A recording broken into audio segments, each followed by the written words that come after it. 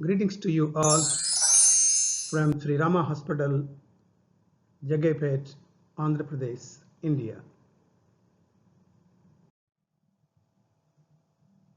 This is one of the series of online surgery classes conducted by Dr. Yogi Ram's Medical Education Center. Today's topic is on the hernia, its general features.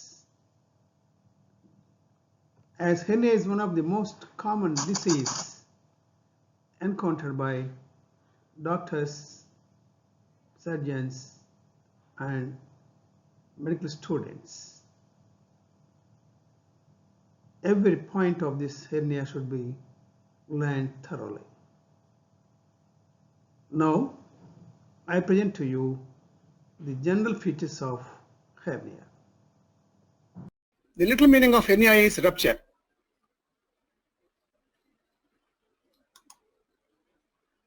Any abnormal protrusion of a viscus or a part of the viscus through a normal or an abnormal opening through the coverings of a cavity enclosing the viscus is called hernia.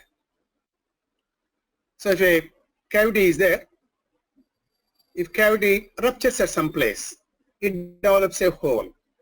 So through this hole, if any content protrudes out, then we call this as hernia. As I told you, we are going to discuss only about the abdominal hernia.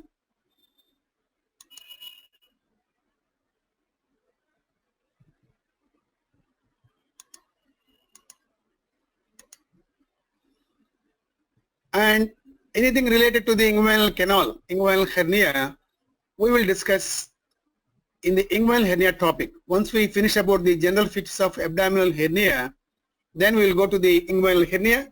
Then we will discuss about the inguinal canal anatomy again.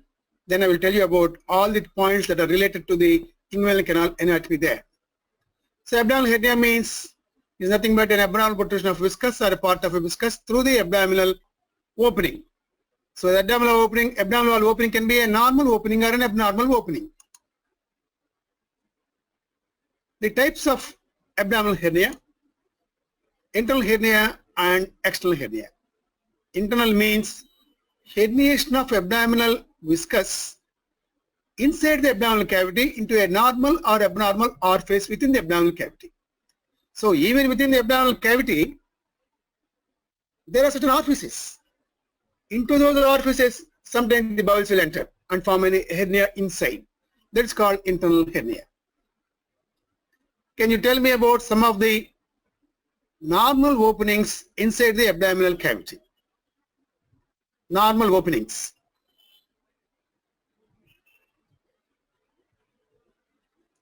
So you can, if you want, you can speak in your mic. I have unmuted your mics. So what you must do is you have to unmute from your end and you can speak in the mic, or else you can chat.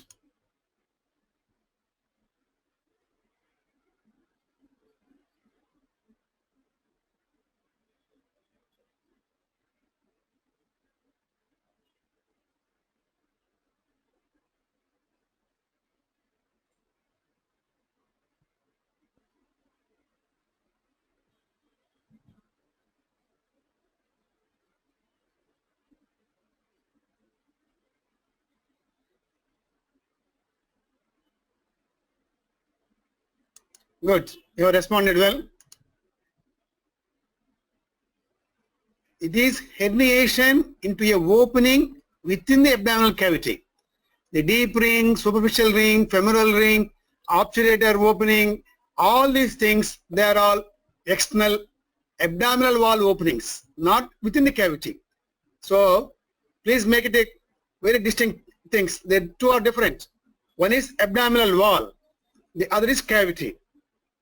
Within this cavity, there are certain openings. Into that opening, sometimes the bowel can pass. Someone has said, a few students have said about epiploic foramen. Very good. Or foramen of Winslow. Both are same. And there are certain duodenal, paraduodenal foci and ileocecal foci. Those are the normal openings in the abdominal cavity. Sometimes an abnormal opening can occur in the mesentery. A mesenteric tear may develop. So a mesentery develops a hole. Into that the bowels may protrude again. So those are called internal hernia. And we will discuss about internal hernia in the topic of intestinal obstruction. Then external hernia. So all the openings what we have mentioned now, the femoral, inguinal, obturator, all these things are external hernia. And someone has said about the esophageal hiatus. Yes, that is an internal hernia.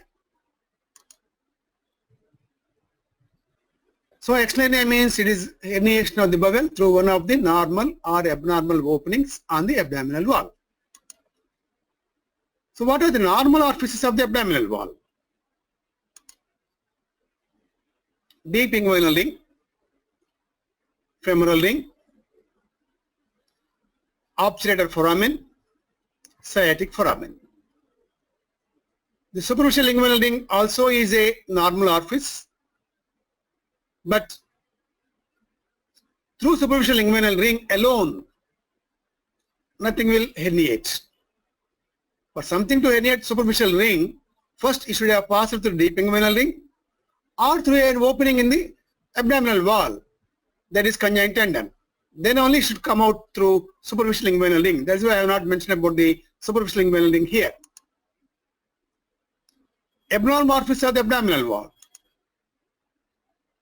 These are the abnormal orifices. So sometimes in the Hasselbeck's triangle, in the scars of abdominal wall, that means if someone has got operated, they have a scar, so through that scar sometimes the bowel may protrude out. Or a tear in the linea seminiaris. If the spigillum fascia has a tear or a rupture, then it is a site for herniation. Then the linea alba and umbilicus may also develop abnormal orifices and can get the hernia.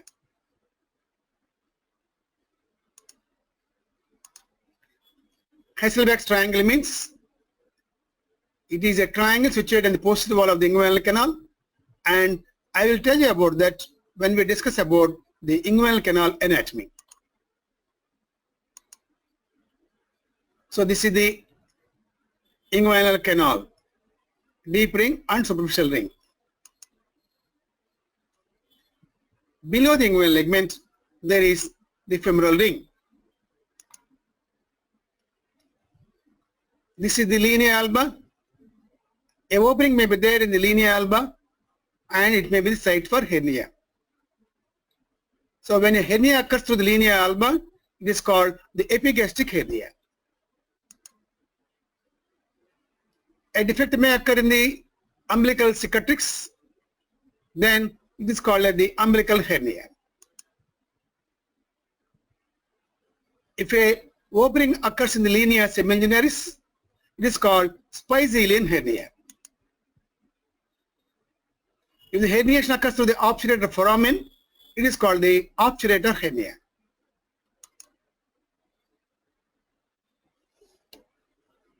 Since already I told you, this is the median umbilical ligament. This is the medial umbilical ligament, and this is the lateral umbilical ligament. So these are the three folds we see on the, or three ridges we see on the interior of the anterior abdominal wall, and this is the bladder, of course.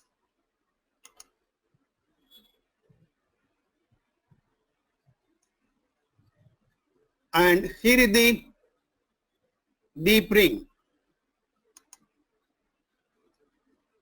and below the inguinal ligament, adjacent to the femoral vessels, is the femoral ring.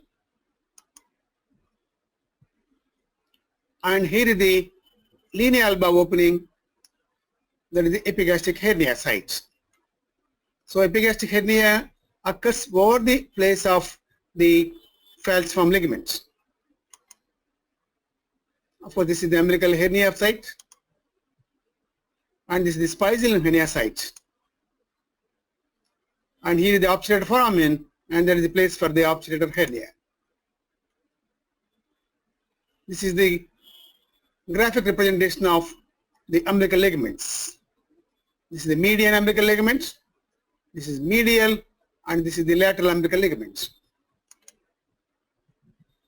So these are the hernias that occur through these normal and abnormal openings.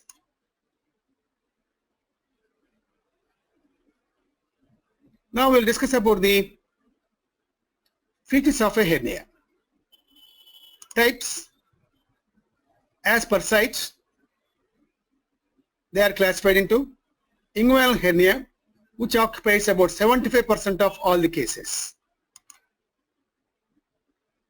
Femoral hernia, which constitutes only about 8.5% cases. Umbilical and para-umbilical, 15%. Epigastric, obturator, lumbar, spicilian put together 1.5%. Incisional hernia. So of course this is not included in the statistics. And most of these are the incidents that occurs in male patients, not in female patients.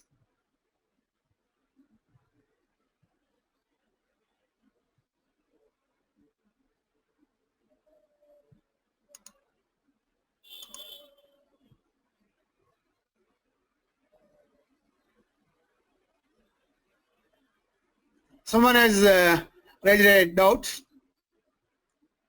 Medial umbilical ligaments.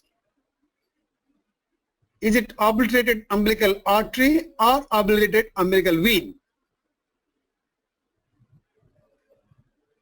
You can give me an answer. Medial umbilical ligament. Is it an obliterated umbilical artery or a vein?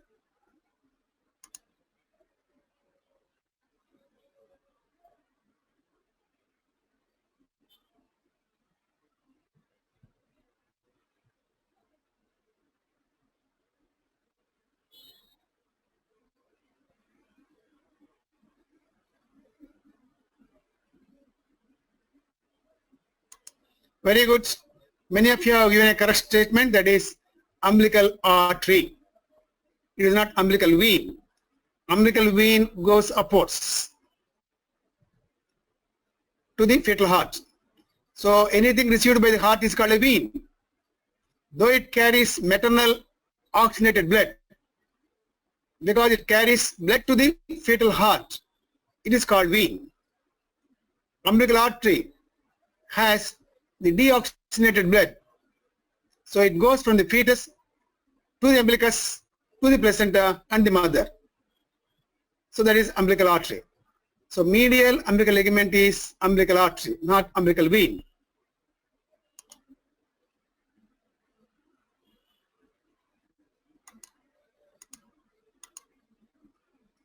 The etiology of the hernia in general. We have seen that herniation of bowel through a normal or abnormal opening. So all people are having the inguinal opening, femoral opening, obturator opening, but many of us do not suffer from hernia. Only few people, roughly 2 to 3% of the population, whole population, they suffer from hernia. Why? Why those 3% of people get hernia? It is due to weakness of the abdominal wall. This weakness can be due to inborn errors of the metabolism, leading to defective collagen synthesis and formation and polymerization. So some of the epigenetic fibers, they lack the mature collagen. So immature collagen is weak. So these are the syndromes where the weakness of the abdominal wall can be there. That can be due to acquired collagen deficiency, like in smokers. Smoking causes a lot of ill effects on the human body.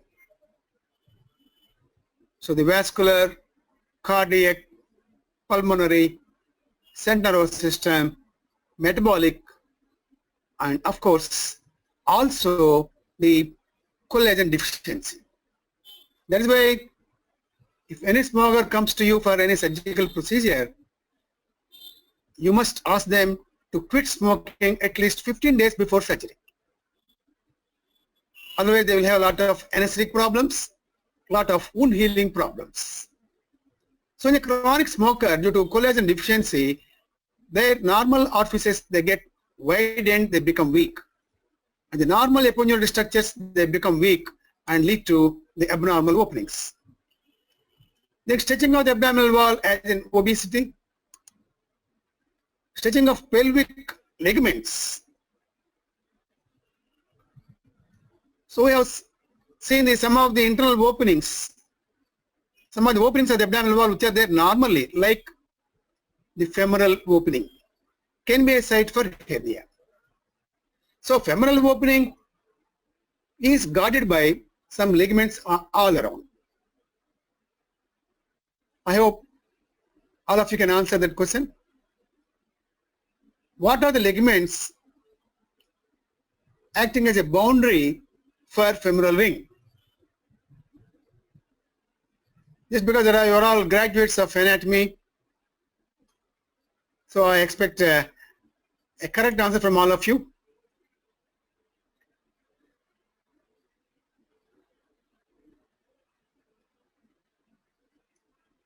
There are three ligaments for the femoral ligament guarding: anteriorly one, medially one, and inferiorly another.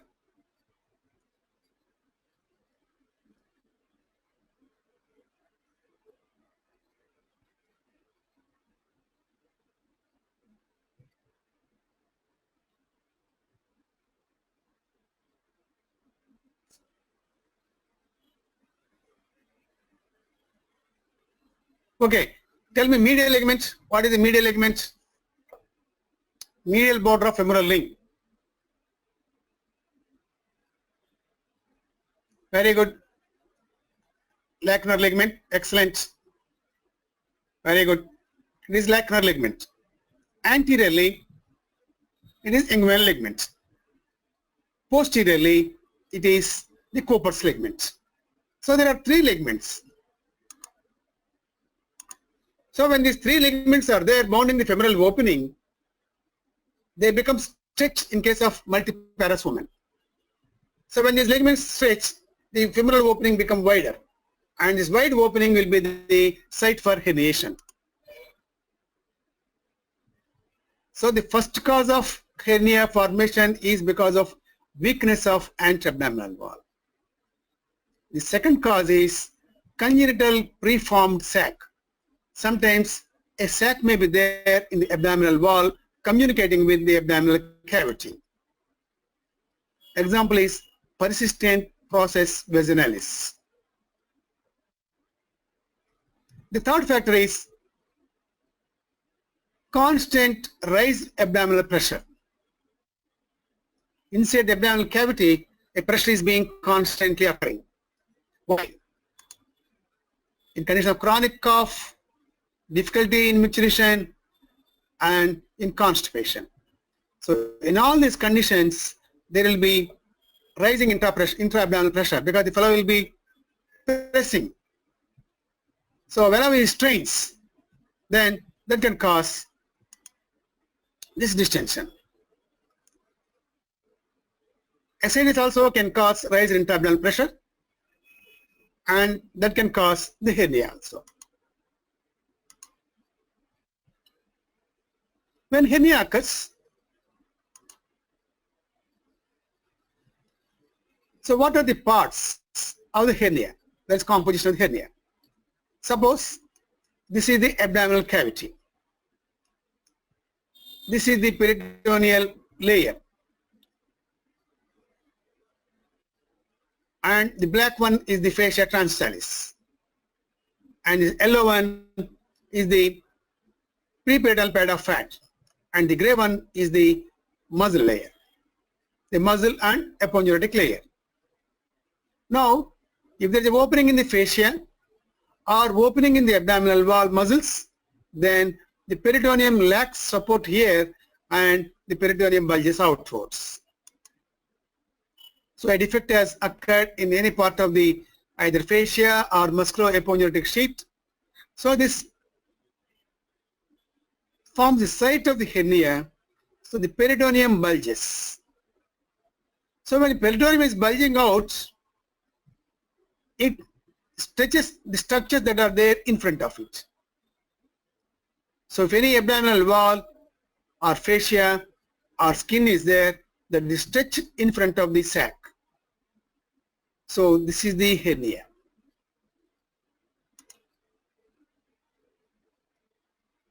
So the main constituents of the hernia are the sac. This is the sac. What is sac? It is nothing but the finger-like process of the peritoneum. This has 4 parts. The sac has 4 parts. The area where it communicates with the abdominal cavity is called the mouth. Where it comes out through the opening, either normal or abnormal opening in the abdominal wall, that is called the neck of the sac. Then the whole remaining thing is called the body. The projecting area of this one is called the fundus. So when sac is there communicating with the abdominal cavity, the abdominal contents can also pass into the sac. So whatever content that is there in the sac is called content of the hernia. They can be bowel, a small bowel, large bowel, or greater momentum. These are the 2 common things.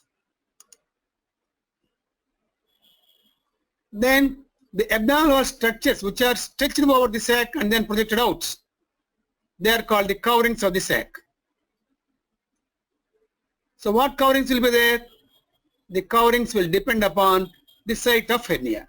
Inguinal hernia has 1 type of layers as covering. Femoral hernia has different type. So we will discuss as we go further into the details of these various hernias. So this is the abdominal wall. Here is a defect. This is the peritoneal sac projecting out. So we call this as the sac. These are the contents. This is the covering.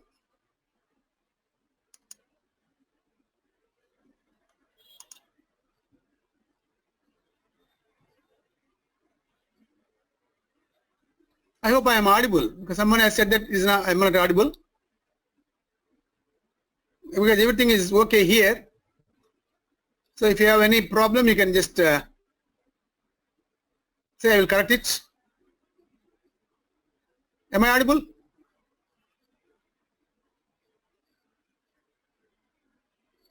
Okay, great.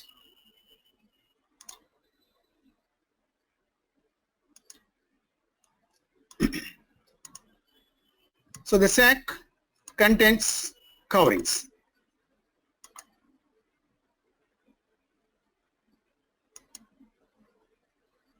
Sac made of peritoneum. Sometimes wall of the sac has bladder, cecum, or sigmoid colon. Then we call this as sliding hernia.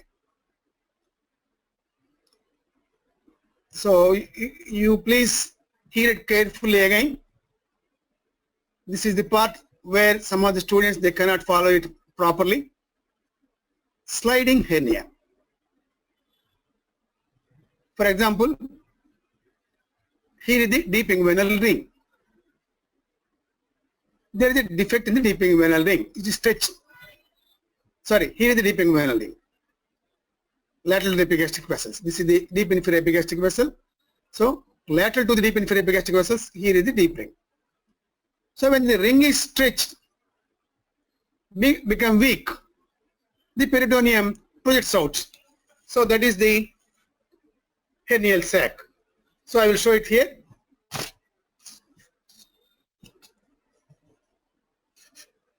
So if a defect is there, the hernia projects out like this. So this is the peritoneal process called the sac. Now, for example, if this part of the peritoneum is dragged like this through this opening, still the hernia has become very large. it is pulling the peritoneum. It is not due to stretching of the peritoneum, because the peritoneum can slide over the fascia transalis because it has a fatty layer. So when something is pushed here, it slides. So this peritoneum is slided like this and come into the sac. So the sac is becoming very big and big. So it drags and drags. So when it's dragging the peritoneum from here, sometimes the bladder also is dragged along with the peritoneum. The bladder lies just deep to the peritoneum here. This peritoneum is attached to the bladder here. So when the peritoneum is pulled like this into the ring, the bladder also is pulled into the ring. So now what is happening? This is the peritoneal process, and the bladder which is there outside the peritoneum.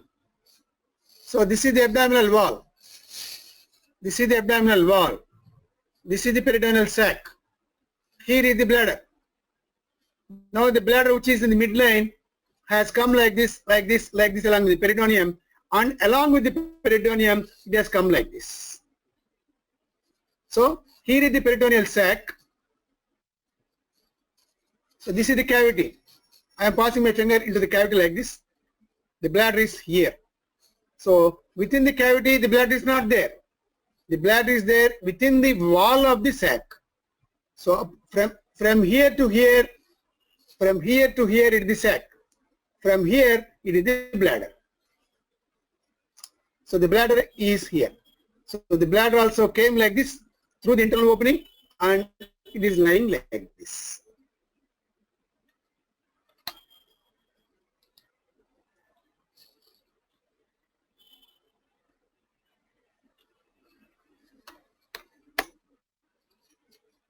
I will tell you again. This is the abdominal wall.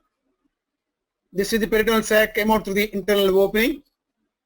So now I am passing my pen through this internal opening. You can see this is the sac. So now this is the anterabdominal wall. The bladder is here within the internal to the anterabdominal wall.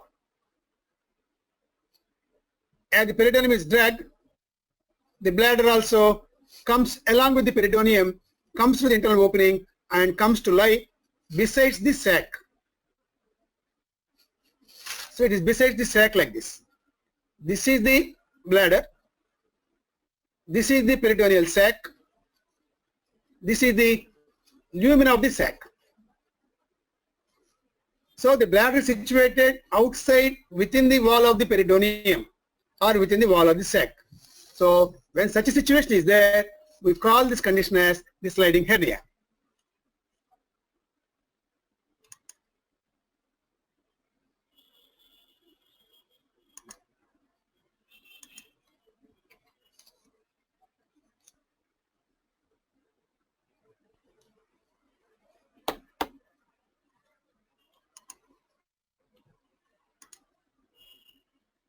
The contents of the hernial sac, they can be the peritoneal fluid, blood-stained fluid in case of strangulated intestines, bowel. When bowel is the constant, we call it as introcele. It can be momentum, greater momentum, then we call it as momentocele or epiploccele. It may be ovary or fallopian tubes in case of females. It may be Meckel's diverticulum. Then we call this hernia as the Litter's hernia.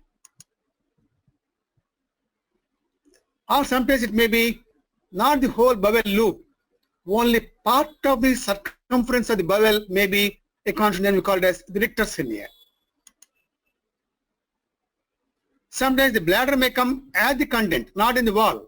Sometimes it may be there in the as a content. This is a case of inguinal hernia. The patient has a bowel, and this bowel is having the Meckel's diverticulum.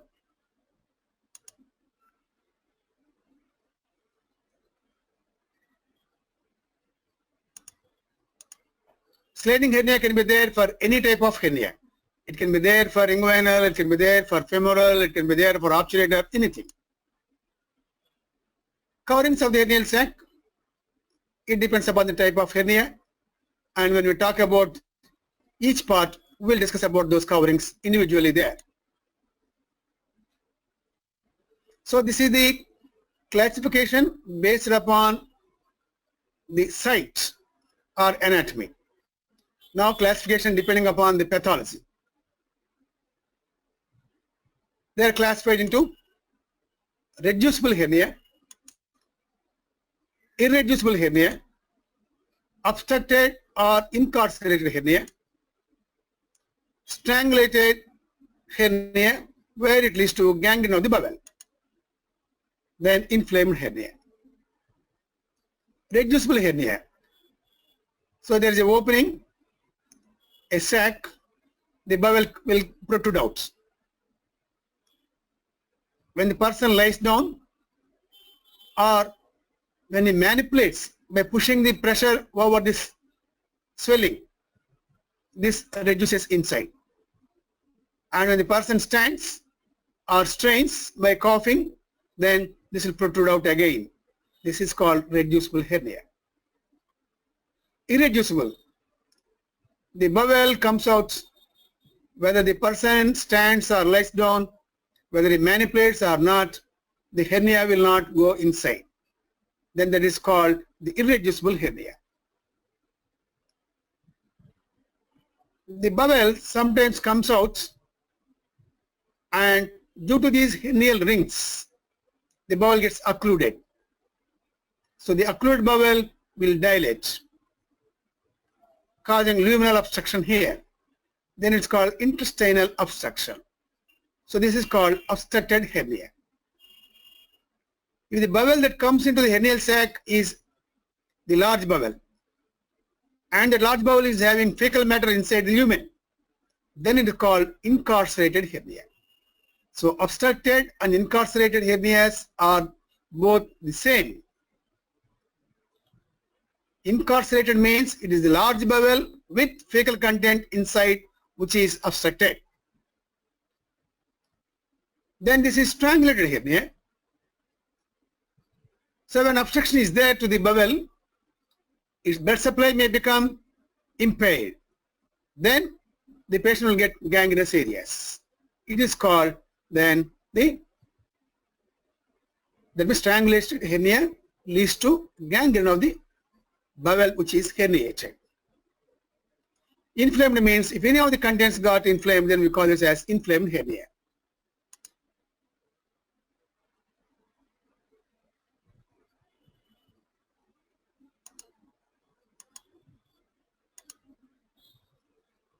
So this is a reducible hernia. The hernia comes out and goes in whenever the fellow lies down or manipulates. The cardinal features of reducible hernia: there is a swelling at the site of the hernia. The swelling has reducibility, and whenever the patient coughs, the hernia again comes out, and that shows an impulse on coughing.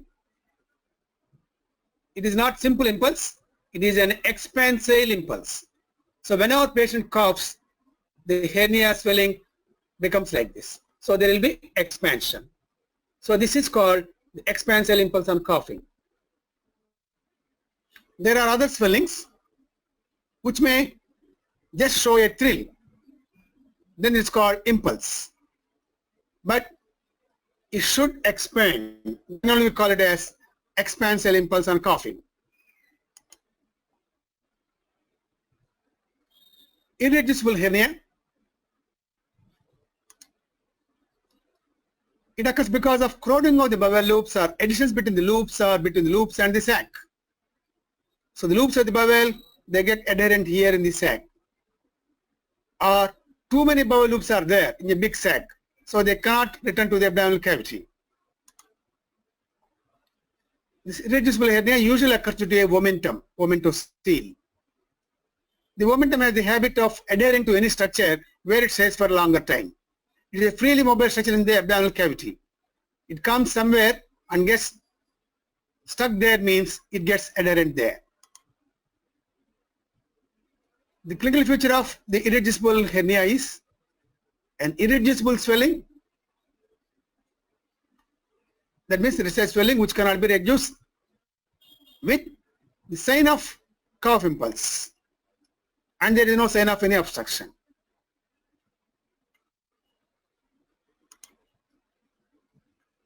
So obstructive hernia, there is a tense, tender swelling without impulse on coughing. It is irreducible. There are features of intestinal obstruction like abdominal pain, distension, vomiting, and constipation. Incarcerated hernia. It is obstructive hernia containing colon with the lumen blocked with feces. Strangulated is obstructive hernia with compromised vascularity to the herniated bowel.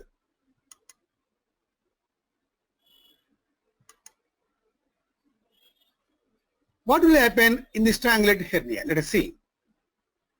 This is the bowel. This bowel has herniated through an opening in the abdominal wall. This is the peritoneal sac. This is the bowel which is herniated. Here is the neck of the sac. This is the bowel which is coming here and which is going like this. So that's why this is efferent loop. This is the efferent loop. The neck has become very tight. So the vascularity to the bowel which is herniated, this loop is now getting decreased blood supply. A bowel will have artery and vein.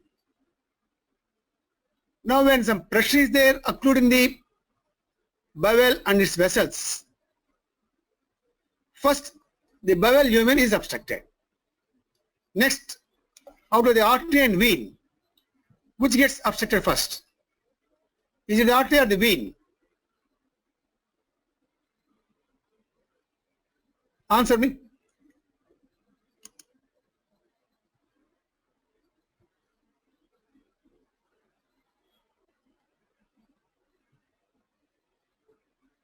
Very good. It is the vein. The reason is why vein gets obstructed, because it is low pressure, thin walled structure.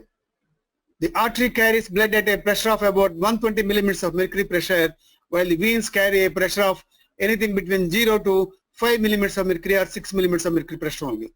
They are thin walled. That's why first the veins get occluded. When the veins get occluded, what will happen? There will be venous congestion. Whenever there is venous congestion, there will be exudation of fluid. So capillaries, they ooze fluid out. So whole of this bowel become very much turgid, edematous. So the whole bowel has become edematous and turgid. And there is exudation of fluid from the bowel wall into the sac. So the sac contains lot of fluid because of this venous congestion. Now what is happening? There is a constricting ring here. Below that one sac is there containing the bowel. This bowel is distending because of venous congestion. There is turgid, edematous, distended wall of the bowel. So when something is holding and the structure is increasing in diameter, what will happen? That will aggravate the constriction. So because of the aggravation of the constriction, now the arteries, they undergo blockage. So the arterial blockage now will lead to the decreased blood supply to the bowel wall, producing gangrene. The gangrene first occurs at the constriction ring where the bowel is being constricted. Then it occurs at the farthest area of this loop.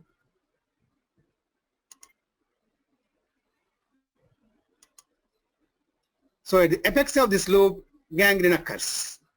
So these are two places where gangrene develops. Once the bowel is gangrenous here, it loses the vitality. The bowel is distending because whenever a loop of bowel is obstructed, it is called closed loop obstruction.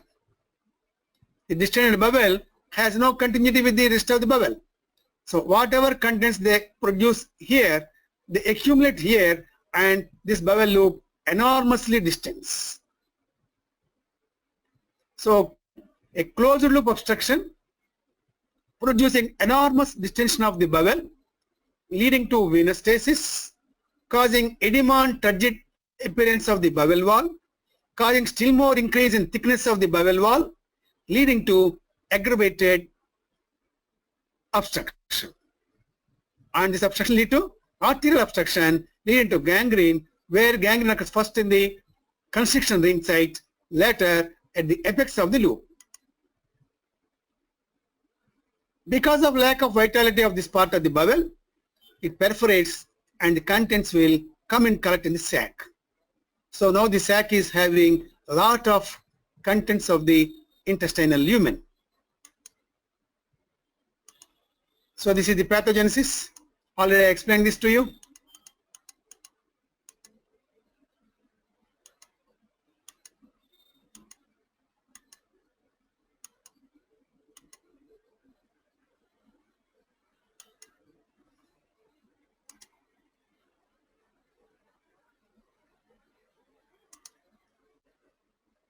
Now I have a question to you. Is the obstructed hernia and strangulated hernia are the same or different?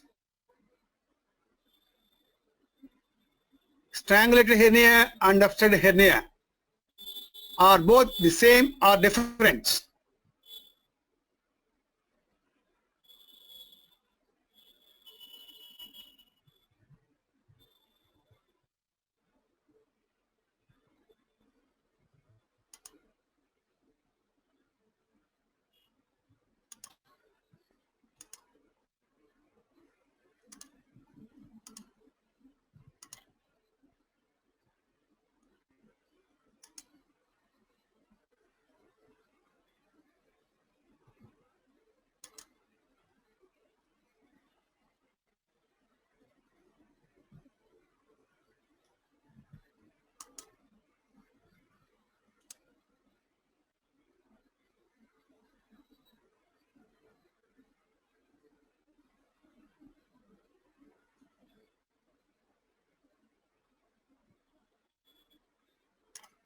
Very good. Both are not same. Both are different. Obstruction means it is obstructed to the lumen of the bowel. Strangulate means it is obstruction to the arterial supply of the bowel.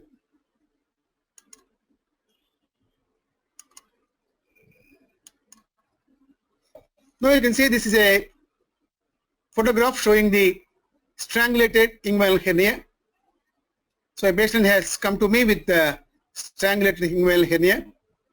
I have opened the sac.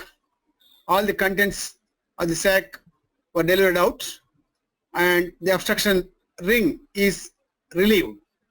So once the obstructing ring is cut, then I can take out the bowel and see. You can see this is the constriction ring. So this is the place where the ring is causing pressure over the bowel, and it's causing the constricting ring here. This is the farther area of the loop. So you can see here the black patch over the bowel. So this is all because of the gangrenous bowel. So if these are not there, if there is only obstructed lumen, we call it as obstructed hernia, and this is the strangulated hernia leading to gangrene of the bowel.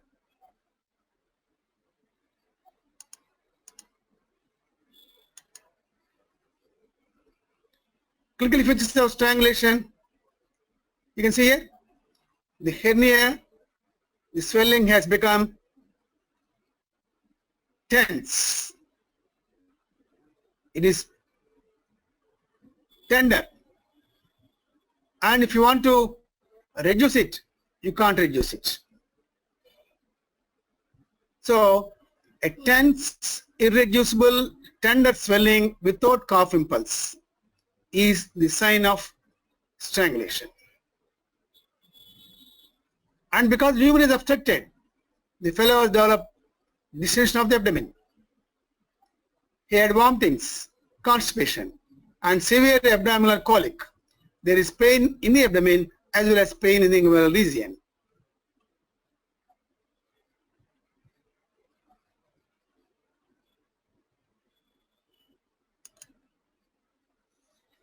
So there are features of obstructive hernia.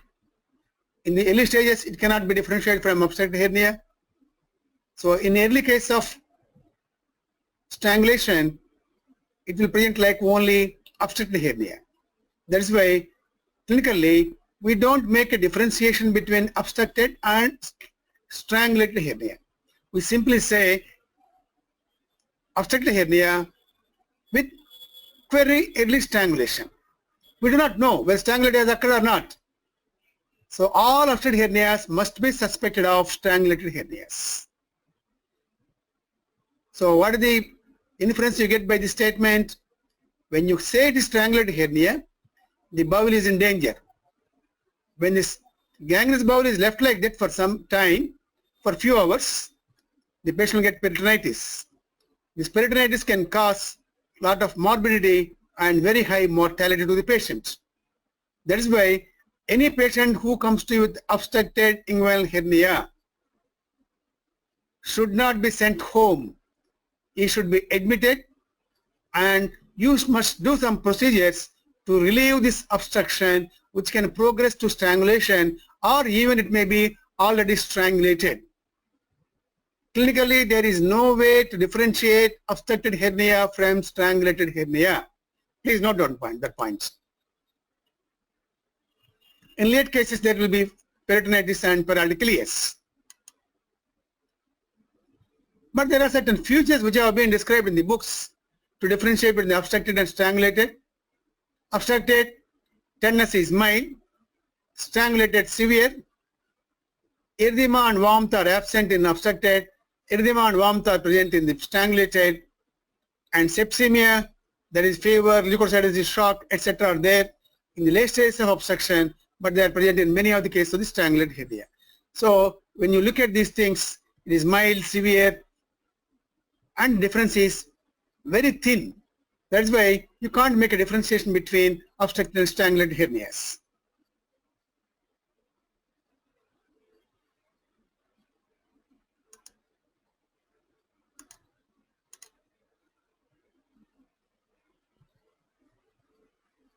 Can you tell me what is this type of hernia? What do you find here? This is the neck of the sac. This is the hernial sac. This is a loop of bowel. And you see, this is the bowel. This is part of the bowel. What do you call this?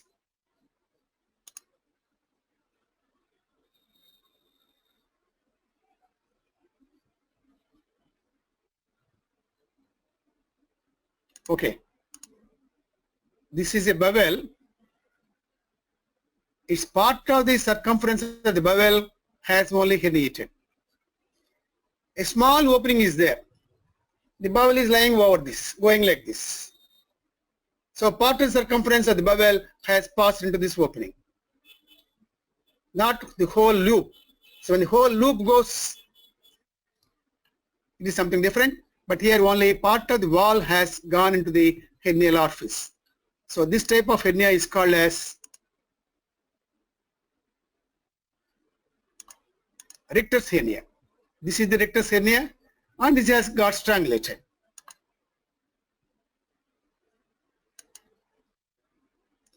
This rectus hernia may mimic gastroenteritis or enterocolitis.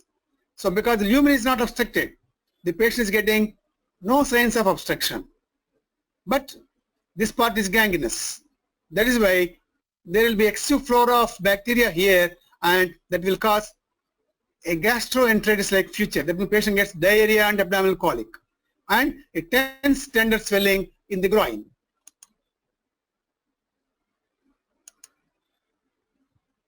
Constipation is also absent. He will get diarrhea.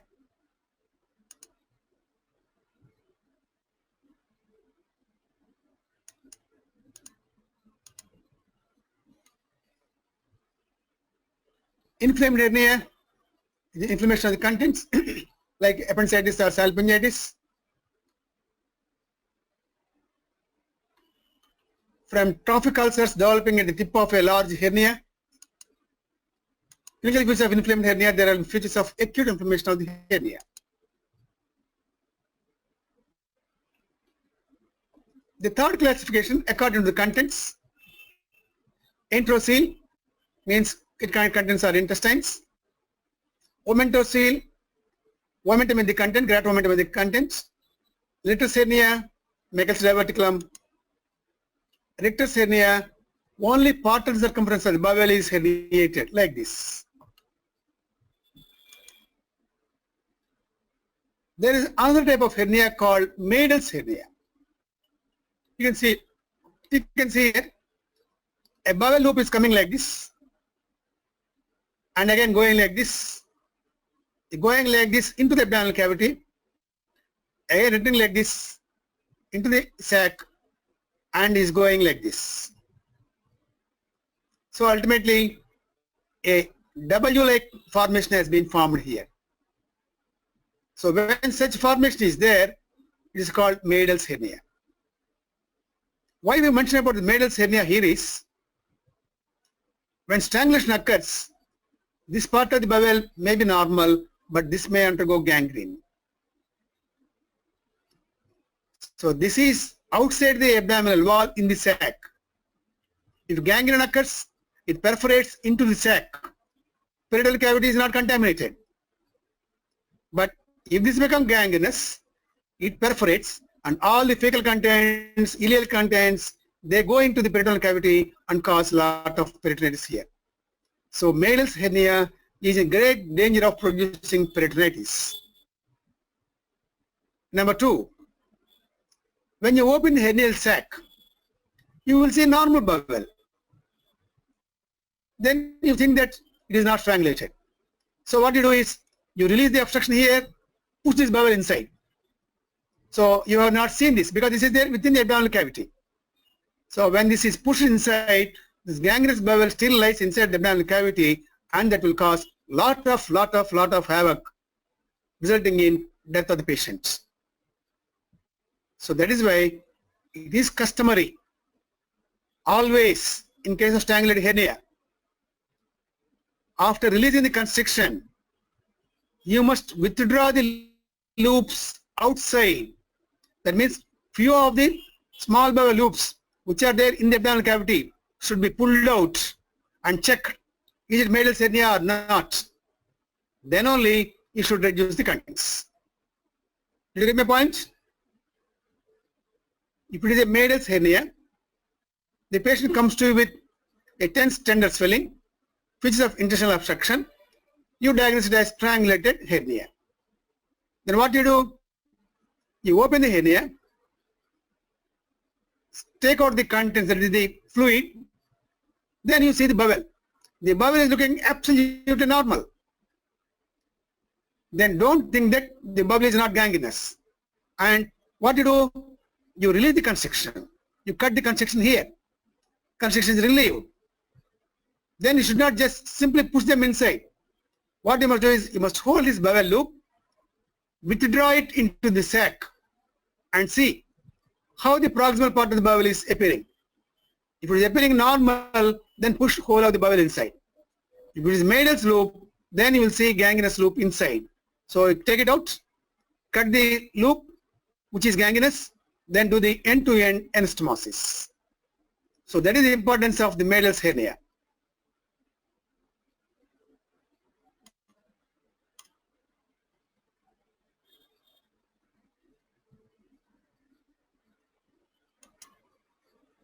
I hope it is clear. Madel's hernia is W loop formation of the loop. It has a loop inside. So the bowel is coming like this. Normally the bowel comes like this. A loop will form here and go like this.